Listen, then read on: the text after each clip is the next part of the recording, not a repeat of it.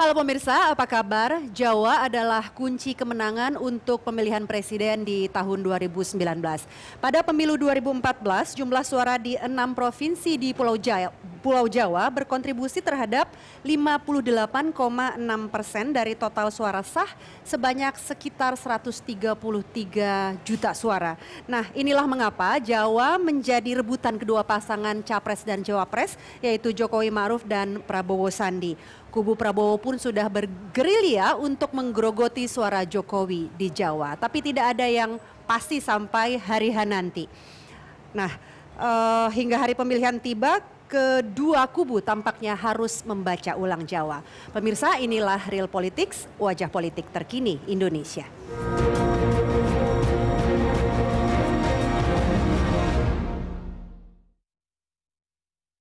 Ya, untuk memenangkan pemilihan presiden 2019, kedua kubu harus memenangkan suara di Jawa. Itu kuncinya. Nah, untuk membahasnya kita sudah bersama dengan narasumber, ada Mbak Lena Mariana, juru bicara dari tim kampanye Jokowi Ma'ruf. Kemudian tim kampanye Badan Pemenangan Prabowo Sandi, Ferry Juliantono, serta pengamat politik dari CSIS, Mas J. Kristiadi. Nah, sebelum kita berbincang tentang membaca ulang Jawa pada pemilu 2019, kita simak dulu tayangan berikut ini. Jawa adalah kunci kemenangan pemilihan presiden 2019.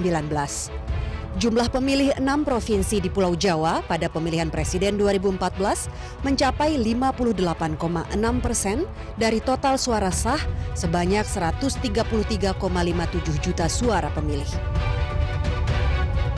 Ini mengapa duet Prabowo Subianto Sandiaga Uno rajin menyambangi daerah di Pulau Jawa untuk berkampanye. Dalam sehari, Sandi bisa mendatangi 5-6 titik.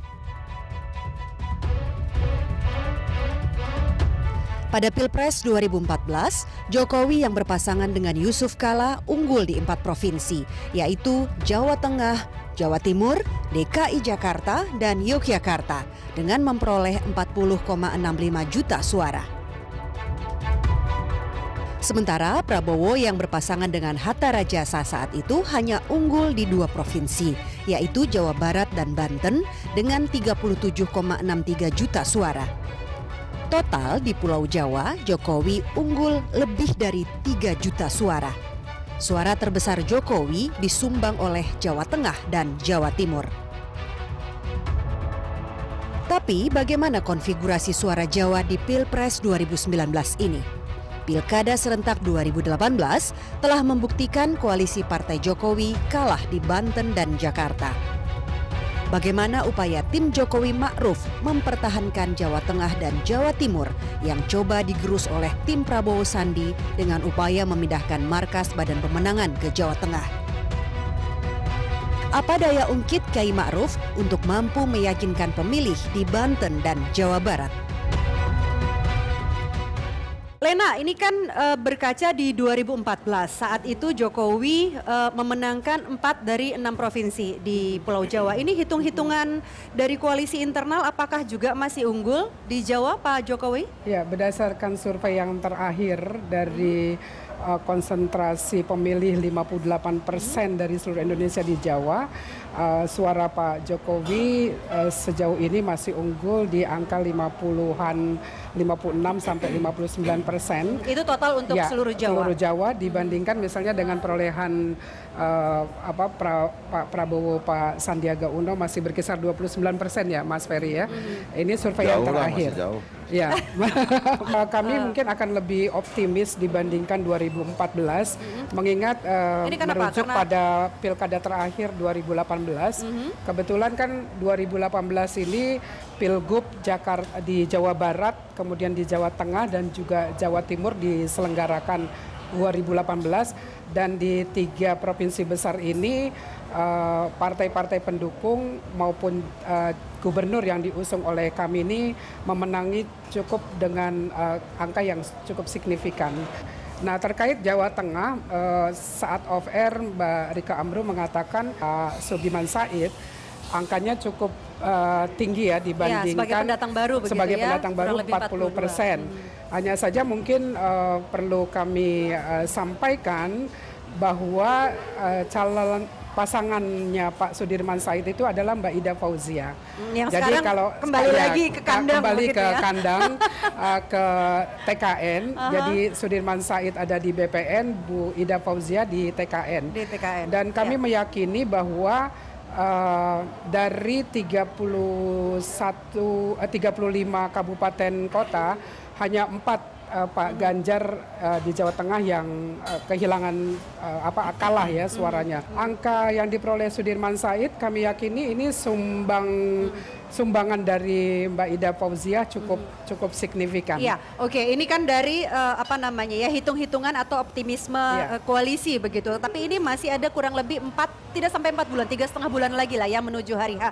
Mas Ferry, tentunya koalisi BPN juga punya hitung-hitungan atau kepercayaan diri juga ini. Ini kira-kira apa yang membuat strategi dari Prabowo Sandi itu ingin kemudian bergerilya di Jawa? Tren elektabilitas pasangan Pak Prabowo dan Pak Sandi berdasarkan survei, anggap survei yang paling moderat dari lembaga survei Median itu sudah terpaut kurang dari 10%. Pak Prabowo, Pak Sandi sudah lewat 40%, Pak Jokowi dan Pak Ma'ruf Amin kurang dari 50%. Survei internal kami lebih kecil lagi. Nah, di Jawa itu menurut saya memberikan kontribusi besar terhadap pengecilan selisih antara Pak Prabowo dengan Pak Jokowi. Memang Pak Prabowo dan Pak Sandi sekarang masih lebih rendah dibanding Pak Jokowi dan Pak Ma'ruf Amin. Tapi tren elektabilitas yang kami miliki sekarang sudah meningkat secara signifikan. Nah, peningkatan tren ini sebenarnya juga karena Pak Prabowo sekarang juga sudah mulai sering melakukan sosialisasi, kunjungan, kampanye ke daerah-daerah. Juga Pak Sandiaga Uno. Pak Sandiaga Uno juga terutama yang memberikan kontribusi peningkatan yang sangat besar karena kunjungan Pak Sandiaga Uno ke daerah-daerah ini untuk Jawa aja sekarang udah ratusan titik yang beliau kunjungi dengan model kampanye yang ke komunitas-komunitas. Perlu diketahui bahwa jumlah penduduk dengan konfigurasi usia pemilih antara 20-30 tahun itu sekarang juga sudah semakin besar di Jawa dan itu berpengaruh terhadap efektivitas dari cara kampanye pasangan Pak Prabowo dan terutama juga Pak Sandiaga Uno.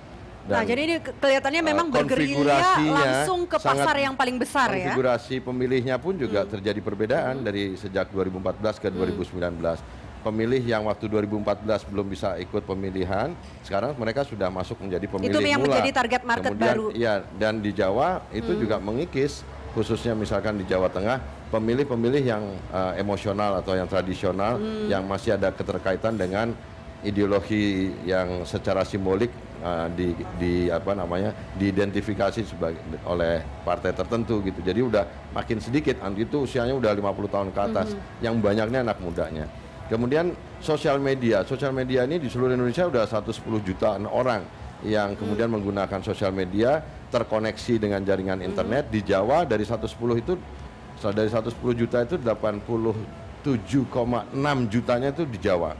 Dan kami mengharapkan memang dukungan dari pengguna sosial media banyak memberikan dukungan kepada Pak Prabowo dan Pak Sandi, dan Pak Sandi juga memang punya genuinitas, orisinalitas yang bisa mengaitkan Pak Sandi dengan pemilih yang sekarang milenial maupun pemilih yang perempuan.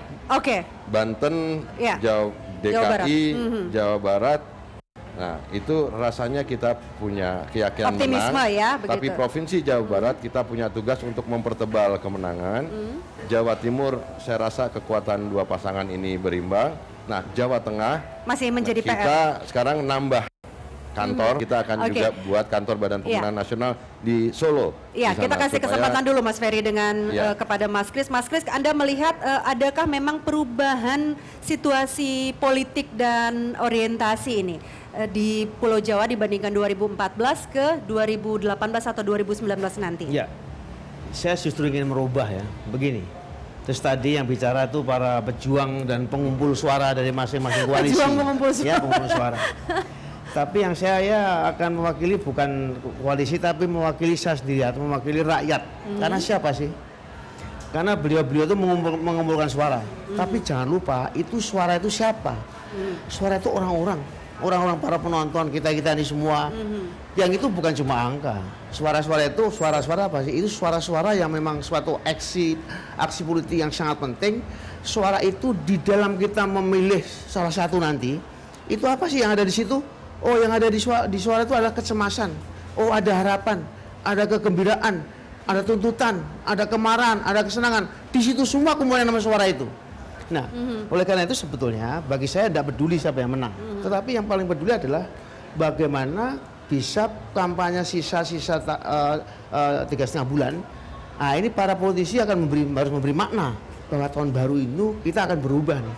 Tahun baru ini kita sebetulnya akan kampanye bagaimana kita akan lebih mengerti dan menyadari bahwa yang namanya voice, suara itu bukan noise, bukan suara yang berdengung-bengung seperti itu, tapi tidak. Masing-masing harus diperhatikan. Apa bisa merubah atmosfer politik kita ini tidak lagi kita merasa cemas. Hanya tidak ada lagi memang skenario ini negara punah, atau kemudian ada yang mengatakan itu genderuwo. Wah, serem sekali ada genderuwo, ada segala macam ya.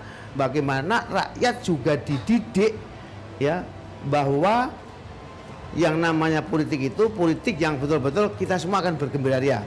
Yang kedua, kita semua merasakan, Ibu Lina, Mas Ferry merasakan betul bagaimana teman-teman dan beliau-beliau sendiri harus bertarung habis-habisan. Yang namanya Pileg ini neraka bagi calon legislatif. Neraka itu. Neraka karena melawan tokoh-tokoh besar di partainya di dalam dapil, dan neraka nanti melawan para koalisinya. Itu semua harus dijadikan orientasi ke depan.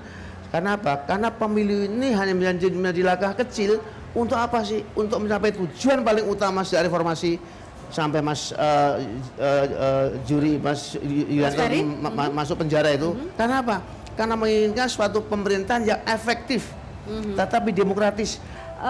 Relatif sebetulnya sudah semakin dekat lah begitu ya, dan pasti masing-masing dua kubu ini akan all out begitu ya. Betul. Nah, bagaimana kemudian strategi skenario masing-masing untuk merebut atau istilah tadi Mas Kris itu mengumpulkan suara gitu, dan memenangkan rakyat sebagai pemilik kedaulatan paling besar suaranya. Kita akan bahas sesaat lagi. Pemirsa tetaplah bersama kami di Real Politik.